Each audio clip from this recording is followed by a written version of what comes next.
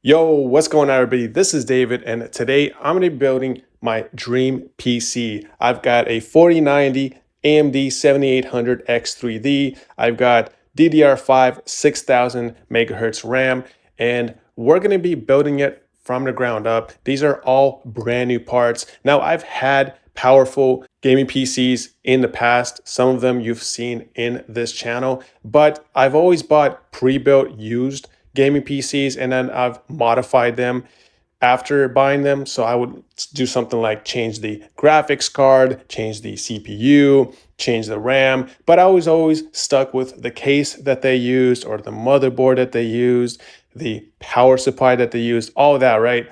I never had the luxury of just building out my dream PC with all the components that I wanted in a PC. And the reason in the past that I would do that was because of cost savings. When you buy a pre-built that somebody else built, you can just kind of sell off the graphics card or the CPU that they put inside of it and then reap the rewards and put that money towards a graphics card or a CPU that you actually want. I would do that for a long time, but now I have had the luxury to actually buy every single component that you see on this table brand new and to build it out from the ground up. So let's go ahead and go over the parts and let me show you what's going on here. All right, starting with the case, this is the NZXT H5 Flow. I've always loved how this case looked and I've always wanted to build inside of it. So I finally got it and I'm excited to see what my build is going to look like inside of this case. On top there, we have the Thermaltake C12 fans. These are pretty cheap RGB fans. I've used them in the past. I think they're like 12 bucks for 3 packs of them on Amazon. They're good enough. They're not going to be like Noctuos or anything like that, but I've had pretty good thermals with them. And I have a very efficient CPU and GPU in this build, so I'm not really going to be worrying too much about thermals. And that thing that you see in the middle is going to be a contact frame for AM5. It's going to help with any spillover of thermal paste when you put your cooler down. It's not really going to do much for thermals like it is for Intel, but I just got it because it looks super clean. Then we've got a genuine copy of Windows 11 right there, Windows 11 Pro, and I actually got that from eBay sealed for $50, which is a great deal. This right here we have is a GPU stand. Now, the Gigabyte 4090 that I'm getting, that I have actually, has already a built-in anti-sag stand, but a lot of people are reporting that it may not fit in a particular case configuration. So just in case, I do still have this to make sure that the 4090 does not sag. For my motherboard, I got the MSI B650 Gaming Plus Wi-Fi. And then my power supply is the Thermaltake 850 watt fully modular GFA3. And it also has the PCIe Gen 5 connector for the 4090, so I don't have to use that ugly adapter. I can just directly connect it to this power supply, which is huge. I really hate how that connector looks. It's super ugly. And then we've got a ID Cooling FrostFlow X240 Snow AIO. I've actually never used an AIO before. I've always used air coolers just because I've always been using AMD CPUs and they're never really that hot, to be honest, so I didn't really need to use anything like this. And same goes for the 7800 X3D. I really don't need to use it, but I just really like how it looks. And I've always kind of just wanted to see what it's like to install an AIO. So that's what I got it for. For my SSDs, I got the SK Hynix Platinum P41 SSDs. These are Gen 5 SSDs, or Gen 4 rather. And these are supposed to be some of the best SSDs you can get on the market right now. I think the only one that really beats it is maybe the Samsung 990 Pro or the Crucial T700. But this is pretty much some of the best ones you can get, and they're much cheaper than the P99 and the Crucial T700. And also they have cache built in, so the latency is going to be a lot better. Also the write or read speeds, I think it's like up to 7 gigabytes per second. So these are very fast. I got 2 of these, 1 terabytes. And I don't know, the reason I didn't get a 2 terabyte was just because I kind of like having separate drives. That's just something personal. And then I have the T-Force DDR5 RAM right there. That's 600 megahertz per second. And it is CL30. All right, so let's go ahead and start.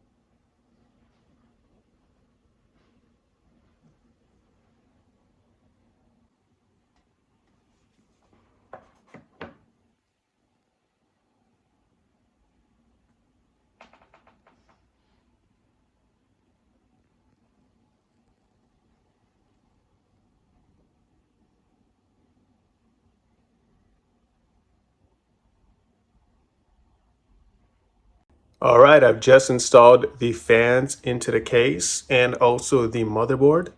I put the screws in as well. Now I am going to see if the anti-sag bracket that Gigabyte included with the 4090 is going to fit. But I do see that we have some SATA connectors in the way. So I'm not sure if this is gonna actually work, but let's see if it does. All right, we are halfway there. I've got all my fans connected. I've got the AIO connected.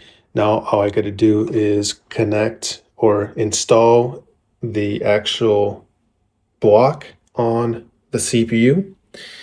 And we're going to go ahead and I think go with the X pattern for the thermal paste. And I am using Arctic MX4 thermal paste. All right, I finally put it on there.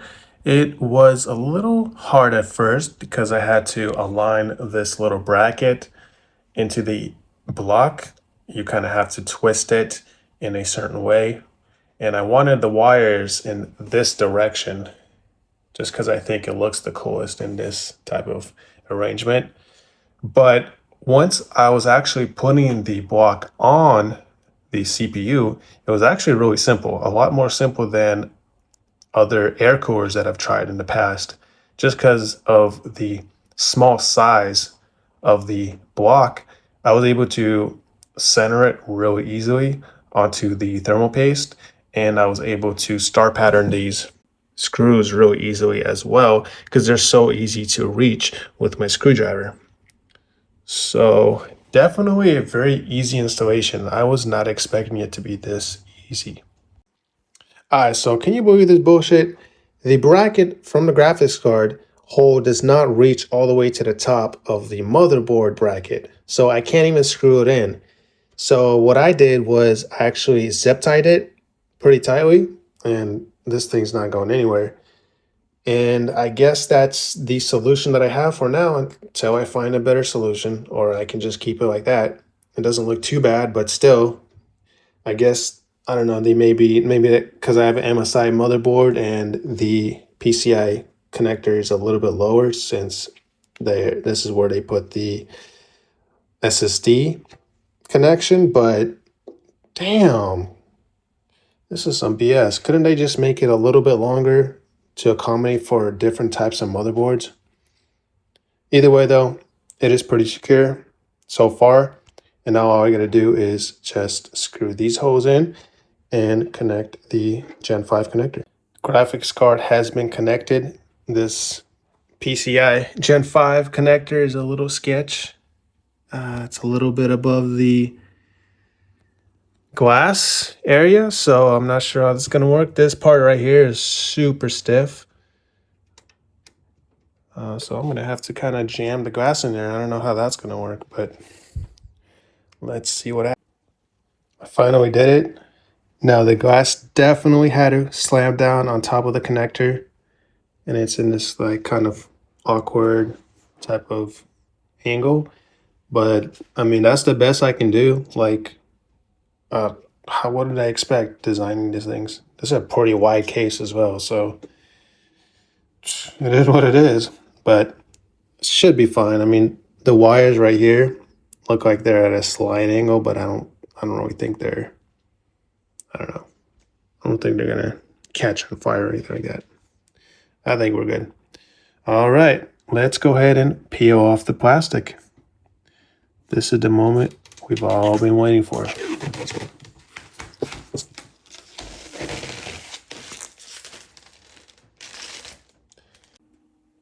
All right, finally, we have built the PC. I am finished with everything. hardware wise, I have not turned it on just yet.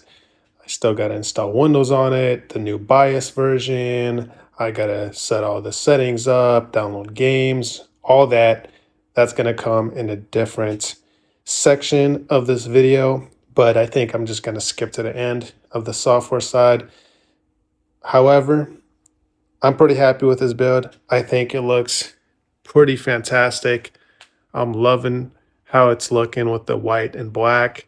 The graphics card looks really good in this build. The AIO looks really good. Everything looks solid and clean. The cable management is nice. I'm very happy with how it looks and how it turned out. What do you guys think? Let me know in the comments below. All right, I have finally completed overclocking the 4090, and I was successful in undervolting the 7800X 3D. I undervolted it -30, and it's been really stable so far. For the GPU, the 4090, I was able to successfully overclock it plus 180 for the core clock and then plus 1500 for the memory clock, and it's been pretty stable thus far. But I wanted to show you this really cool app, which is called Fan Control. It is totally free and it really helped me out because initially when I started my PC and I was kind of messing around with the fans through BIOS, I used the smart fan control setting and it was just horrible. All it was doing was ramping up the case fan speed anytime my CPU got a little too hot. And you know, the 7800X 3D, it gets hot really quickly and it kind of just evens out because, you know, it's got that 3D cache, so it gets hot pretty quick, right? So the case fans were just all over the place. It was very annoying, very loud.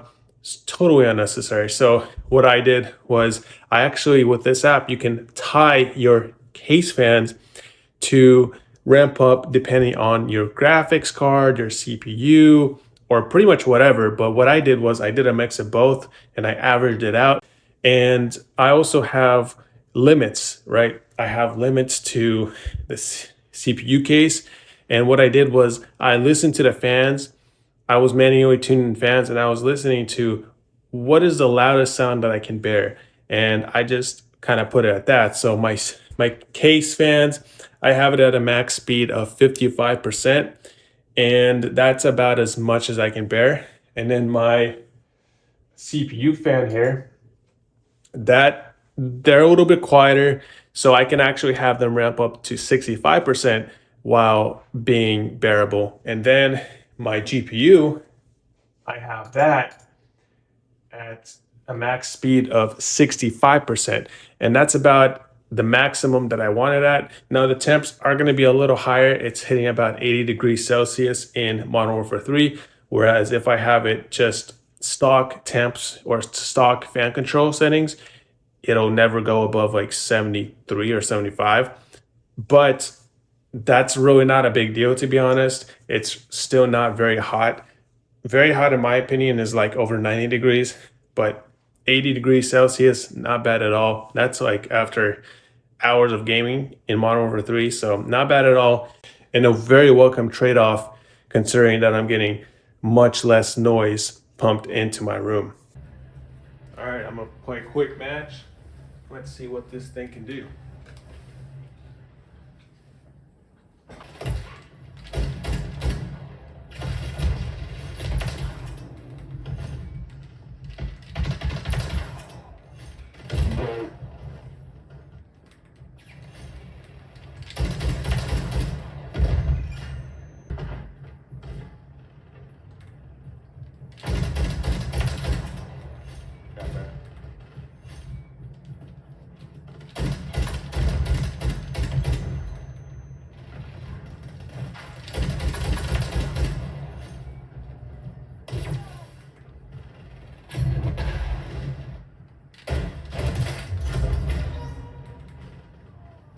Got the ray gun. Oh. Oh, what? Come on.